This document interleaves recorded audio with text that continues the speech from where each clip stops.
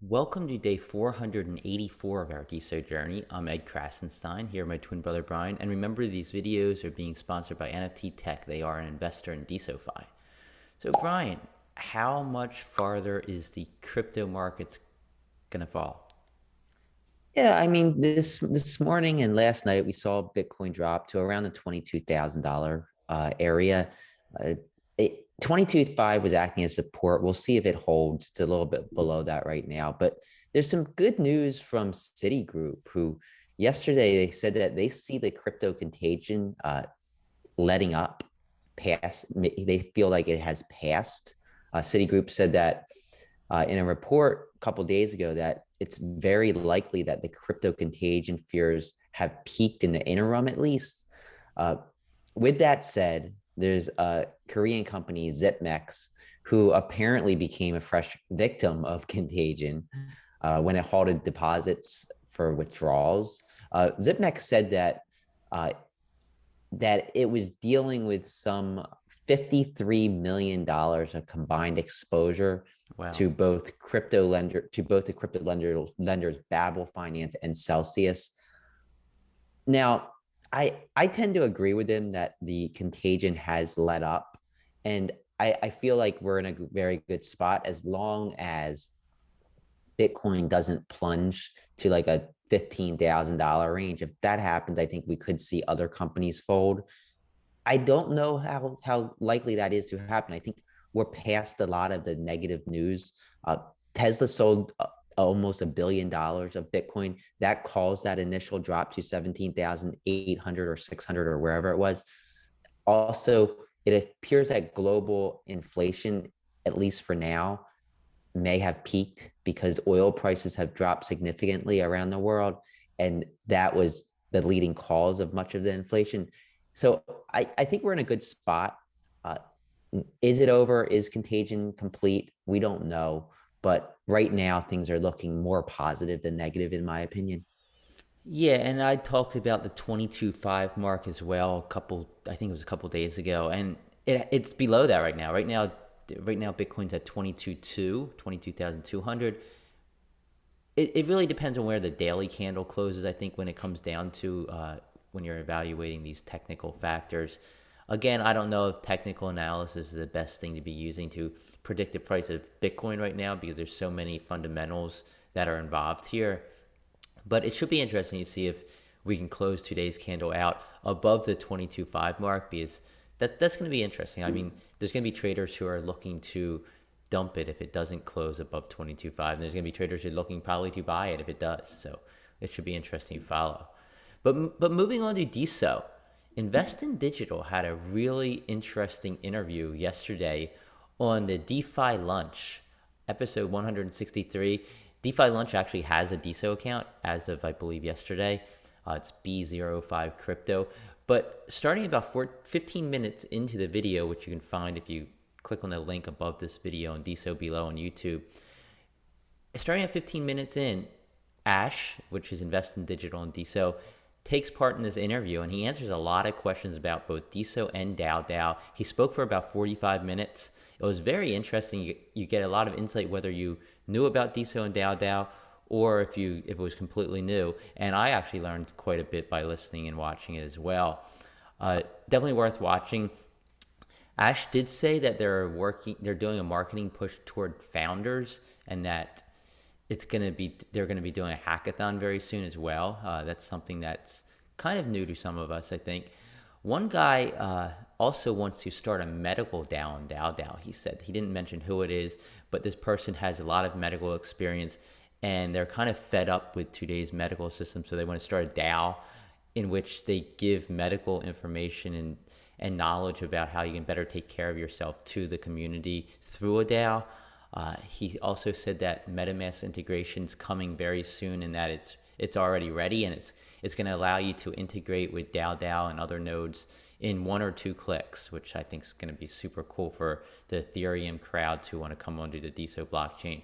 He talked about when he first came onto DSO, he had to build out a marketing ecosystem. He said there wasn't really a marketing ecosystem in place yet, so he's been working on building that over this time, and he said that they're getting ready to rebrand DSO a bit as well, which is I think some of us will find interesting. I don't know exactly how. I do know they're creating DSO.com, and that website's coming out, and they have a marketing video that's being released as well. So I assume that's the rebrand that he's talking about.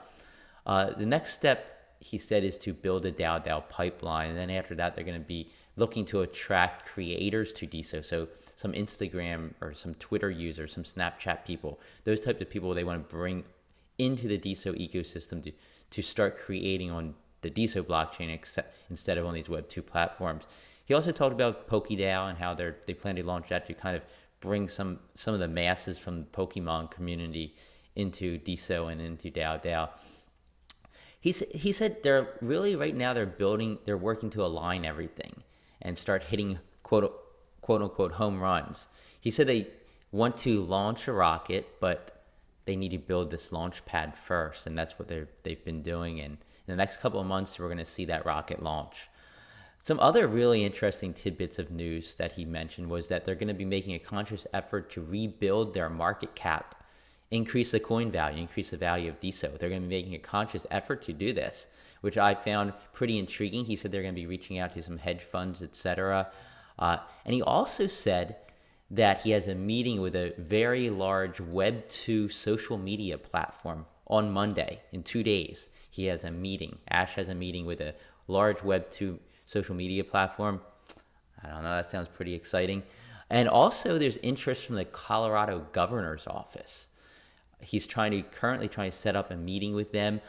He didn't really get into detail like what this meeting would be about or what's going to be discussed, but I think a few things come to my mind.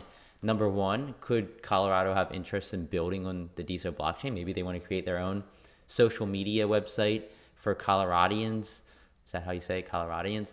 I don't know, but I think that's one possibility. The other possibility is maybe they're looking into doing something with DAO where Colorado makes certain aspects of DAO legal, so it becomes more feasible to create a DAO and not worry about the legalities of it. I really don't know. Yeah, I actually had an opportunity to talk to Ash. I guess it was a couple of days ago, 2 or 3 days ago, and he mentioned all of this to me about the big social media platform, about Colorado. And I did some Googling, and Colorado is very lenient when it comes to crypto. So it doesn't surprise me that they're a government that they are speaking to. Ash also told me uh, that a COO hiring is getting closer, which is very important, and that August is going to be a really big month. A lot of things are coming together, and we'll talk a little bit more about that in a little bit when we talk about Pearl. Yeah, and he just said other chains want to collaborate with DSO. He didn't mention the names of the chains. He said he can't mention them now because they're still in talks, but other chains are interested in collaboration. And what you get from this is that Ash is really working hard in the marketing, and he works mostly for DSO. The DAO team is kind of like a separate team within DSO. He has some ties to DAO, but he's working mostly on DSO. But it was a great interview. Definitely check it out if you haven't already.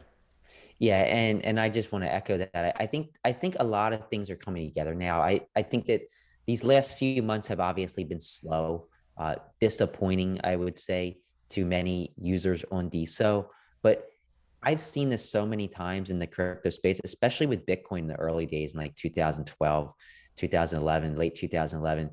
People were just down on it, and they're like, this is never going to be anything. And it's in these quiet times where the biggest changes are taking effect behind the scenes, with companies starting to get involved, with all sorts of changes for the better.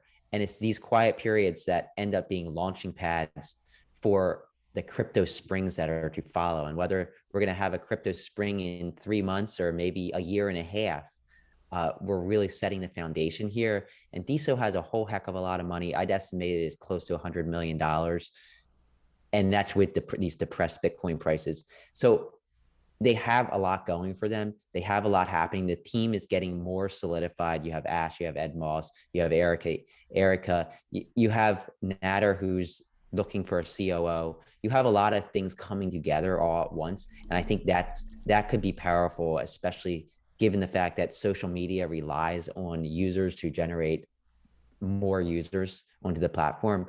So I think it's important that this is happening now. And I wouldn't be too down on things because I don't think things are going to be too low for too long. And when I say low, I don't mean the DSO price. I mean the activity levels on DSO. Yeah, and one of those things to look forward to is the announcement of Pearl. And I know people have been waiting for Pearl for probably about a year now. Like we thought it would be here by now, right? But Pearl is finally being released in early access starting on August 1st. So August 1st, it's a week from this coming Monday. If you are on the wait list, they're going to go in order by those who have the most referrals. Start with probably Michelle Lord. I think she was leading a long time ago. But anyhow, I think they're going to slowly release the early access, and people are going to get to see exactly what Pearl is. I'm sure even if you don't get the early access as quickly as some others, I'm sure people are going to be sharing videos, screenshots, etc. You can join that waitlist at pearl.app. Just go to pearl.app. You can enter your email. And we really don't know what Pearl is. We know it's going to be kind of like Instagram, we think, but we're not really 100% sure. Their mission is to create a world, this is what they claim, is to create a world where content creators and users can share their lives on their own terms. And I think it's important to note that Pearl actually received a large investment at a valuation of $40 million in seed funding probably about a year ago now, probably a little less than a year, I'm not sure. But I mean, that's a significant amount of funding. Yeah. I think they have a lot of potential to be one of the killer apps on the DeSo blockchain. Yeah, and something when I see a $40 million valuation, I just guess that they probably raised at least $4 or $5 million. Many of these seed rounds, it's usually for about 10% of the company, sometimes 15%. So I think a good guess would be $4 to $6 million they've raised. So they have a lot of cash to work with in both building this app, but also marketing it.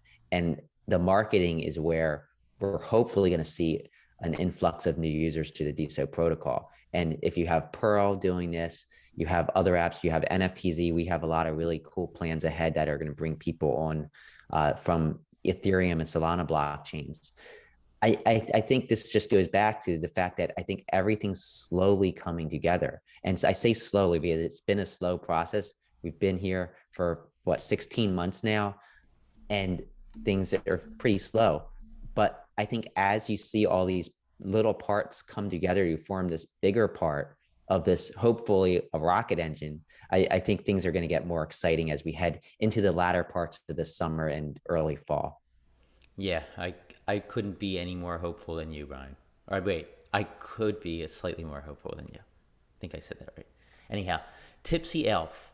Tipsy Elf is an NFT project from Galwargy, and of course he's a DeSo OG, has now opened their minting process, and there's 777 generative Season 2 NFTs, in addition to the already minted 5 legendaries and 35 Genesis Season 1 NFTs. And you can now mint at mint.tipsyelfnft.com. It costs just one DSO, which is about $9 or so to mint. Definitely a pretty cool project. If you haven't checked them out, you can check out all of the ones that have already been minted at tipsyelf.nftz.me. They have traits. They have all kinds of really cool traits. And the project's just really cool. And I think they did a great job with the art. Yeah, I love what Tiny Elf did, and Tipsy Elf is just continuing that legacy. And one DSO, it's really like $8, I think, right now. But moving on, Erica Ishaniz and Dow Dow, they held a Twitter space for Creator Cabin, who is forming a Cabin DAO. And I got a chance to listen in on this. Erica did a really good job at kind of narrating the conversation, leading the conversation. They had between 30 and 60 people there at any given time. And I just think that there's a lot of excitement about DAOs. And Cabin, I thought was really interesting. They plan on to give passport stamps as NFTs to those who attend in real life events. They're going to give these for other reasons too, I assume. But why not use DSO? I think DSO would be the perfect avenue to head, especially for DAO DAO, since they have DAO DAO. And I think all of this could kind of coalesce on DSO and DAO DAO. But of course, we don't know that if they're going to use DAO DAO at all. But it was I a mean, think very so. Yeah. interesting conversation, one that I really learned a lot from. If you were there, I think you probably agree. Yeah, I was there as well. I was listening in, and that was my question. I was like, okay, they're talking about these really cool ideas, how they're gonna, when you stay at these different cabins, you're gonna earn passport stamps, and those passport stamps are gonna be provided to you via NFTs, and you're gonna. There, he also talked a lot about identity and how your identity is so important in these cabins, so people know you're a trusted person, and that identity can be stored on a blockchain, and stuff like that. It sounded exactly what DSO's doing, and I wanted to just say, you're talking about everything you want to do that would be perfectly run on DSO. I didn't raise my hand, I didn't get up and speak, but I hope that somebody from DSO is explaining this to them as well. Yeah. So let's get on to the top NFT bidders over the last 24 hours, according to NFTZ. And they were NFT Pets, followed by BitClout FR, Clout Swagger, Vindictive TJ, Spunk Art, Studio Richards, Jeremy G, Tier 1 Bigums, I got it right this time, Mobatoro, and Chermislav Digdong. Meta Philosopher wasn't up there. I think this is maybe the fourth time in the last like month that he hasn't been up there. Maybe he So takes Fridays off. might be maybe he's taking he or she taking a break on Fridays. But the most viewed NFT from the last 24 hours, once again, was a piece by photography by Michelle called The Mask. And it's a great piece. Also, Deso Lander's first NFT came close to being the top NFT viewed, as did two Seals NFTs. So check them out on NFTZ. Just scroll down to the near the bottom and you'll see the most viewed NFTs.